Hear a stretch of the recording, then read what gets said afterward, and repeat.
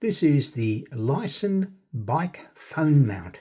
This is what comes inside the box. You have a little leaflet and an instruction manual. You have the handlebar mount itself, and as you can see on the back, it's got a lock and unlock, so you can actually tighten and loosen the grip on the handlebar, which we'll do later. This is the phone mount, and as you can see, it opens up to quite a wide area. A couple of little rubber supports on it.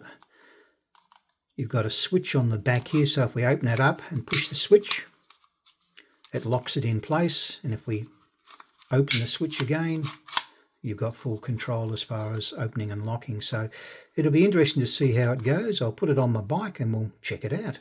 So I've just quickly assembled it, and goes together really nicely. I've gone out for a bit of a ride, and I've got the LYS mobile phone mount on my bike handle here. As you can see, this is a Samsung Galaxy S24 Ultra. It's quite a heavy phone, and you can see the rubber mounts in there working beautifully. It does definitely dampen the vibration from the handlebars as you're going along. And this little switch on the back here locks it in place, so your phone is not going to fall out accidentally, which is a great little feature of this device.